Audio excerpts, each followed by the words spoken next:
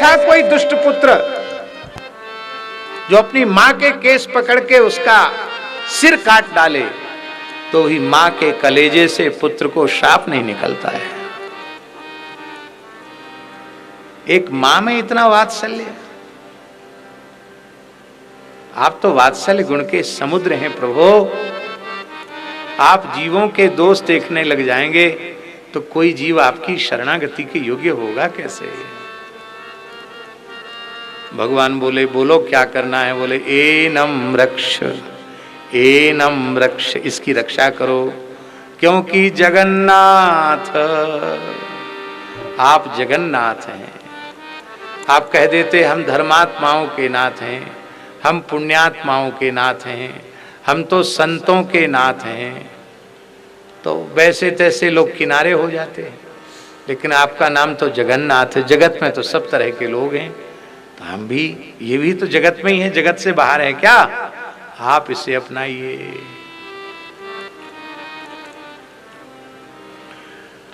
भगवान बोले अब तो आपने कह दिया है, हम हार गए, तुम जीत गए, अपना तो हम लेंगे ही।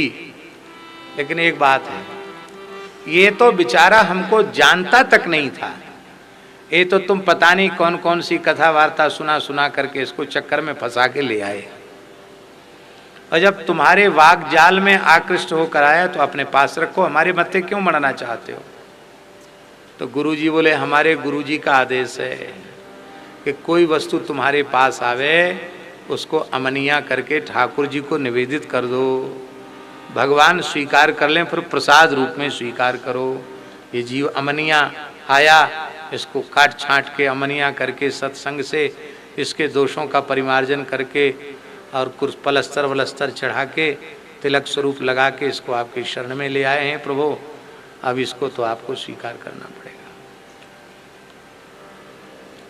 कोई व्यक्ति पेड़ पर चढ़ा और पैर फिसल गया और गिरा, हाथ टूट गया, उठा के डॉक्टर के पास ले गए, डॉक्टर ने प्लास्टर चढ़ा दिया, गले में पट्टा बांध दिया। अब रोगी डॉक्टर से झगड़ा करे, भाई ये 5-10 हजार रुपए हमने इसलिए खर्च किए हैं कि हमारा टूटा हाथ हमारे गले में लटका रहे, ठीक करो, पैसा लिया है तुमने। तो डॉक्टर क्या बोलेगा? यही बोलेगा कि महाराज हाथ आपका टूटा है तो हम अपने गले में थोड़ी लटकाएंगे, आपके ही गले में लटकाया जाएगा। ये आपका हाथ है, आपका अंश है, ये माया की चोट खाकर टूट फूट गया है, तो इसको किसके गले में बांधा जाएगा? आपके गले में ही लटकाया जाएगा, आप ही। अच्छा, लटकाना है, हमेशा लटका के रखना पड़ता है क्या? तब तक लटकाना पड़ता जब तक बढ़िया से जुड़ न जाए, इसके बाद लटकाना नहीं पड़ता, फिर तो जुड़ गया तो जुड़ गया। अब हम लोगों को गुरु महाराज की दया से, भगवान से गुरुदेव ने कृपा करके जोड़ दिया, तो क्या स्वप्न में भी उनसे अलग होने वाले हैं क्या? बस ये विश्वास भीतर दृढ़ हो जाए, हम केवल भगवान के ही हैं और केवल भगवान हमारे हैं। तो गुरुजी यदि रहेंगे साथ में, किशोरी जी रहेंगी, तो तुम्हारे अपराध होने पर भी तुम भगवान से विमुख नहीं होगे, उनकी शरणागति के योग्य बने रहोगे। और लखनलाल जी माने गुरु तत्व होगा तो ठाकुर जी को भी उदासीन नहीं होने देंगे और तुमको भी भगवान से विमुख नहीं होने देंगे। ये गुरु जी मध्यस्थता का काम करते हैं। इसलिए श्री किशोरी जी के सहित और श्री लखनलाल जी के सहित मेरे हृदय में आप निवास करें।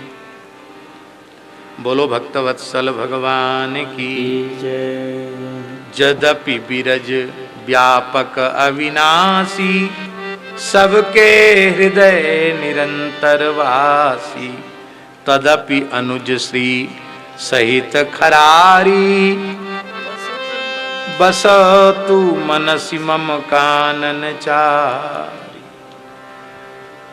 राम लखन सीता सहित सोहत परन निकेत, जिमि बासव बस अमरपुर सची जयंत समेत। इसका मतलब है आप हमारे मन को दंडक वन के समान पवित्र करें और मेरे हृदय को ही चित्रकूट बनाकर लखनलाल जी और श्री किशोरी जी के सहित उसमें लीला विलास करें, ये प्रार्थना कर रहे हैं।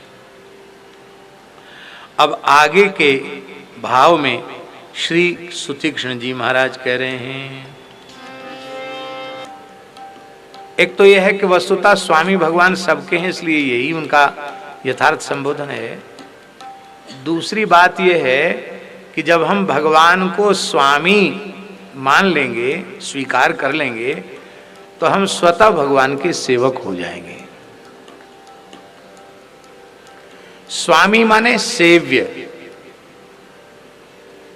और जब भगवान हमारे सेव्य हो जाएंगे तो हम उनके सेवक हो जाएंगे। बोले ये सेवक सेव्य भाव का फायदा क्या है? तो सेवक सेव्य भाव विन भवन तरीय उर्गारी। सेवक सेव्य, मैं भगवान का सेवक हूं, भगवान मेरे सेव्य हैं, इसके बिना भवन तरीय उर्गारी, भव सागर से पार नहीं उतर सकते। इसलिए स्वामी, हे प्रभु मेरे आप सेव्य हैं और मैं आपका सेवक हूं। अच्छा एक बात बताओ, जब आप भगवान के सेवक हो जाएंगे तो भगवान की निरंतर सन्निधि मिलेगी कि नहीं मिलेगी?